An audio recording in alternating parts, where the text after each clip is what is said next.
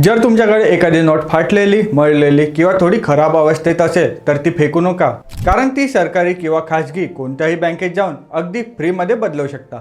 आरबीआयने आपल्या नवा नियमांमध्ये जुन्या नोट बदलण्यासाठी ही तरतूद केली आहे। बँकेत अशा नोट घेऊन गेला की बँक कर्मचारी त्या नोटाची अवस्था तपासतील आणि तिला सॉइल किंवा म्युटिलेटेड असे साधारण वर्गीकरण करून त्याबदले तुम्हाला नवीन नोट देण्यात येईल। पण हो, नोट तेव्हा स्वीकारली जाईल जेव्हा दोन्ही बाजूचे नंबर्स आणि डिझाईन स्पष्ट दिसतील। जर तुमच्याकडची नोट 2 तुकड्यांमध्ये असतील तर दोन्ही भाग एकत्र घेऊन गेले तरीही ती बदलली जाऊ शकते।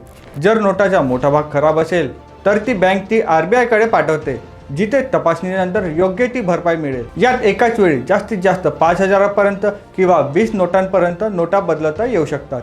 नोटांवर टेप लावणं किंवा स्टॅपल करणं टाळा, कारण अशा नोटा नकारल्या जाऊ शकतात। यात सगळ्यात चांगली गोष्ट म्हणजे ही संपूर्ण सेवा फ्री आहे आणि कोणतीही बँक नोट बदलण्यास नकार देऊ शकत नाही।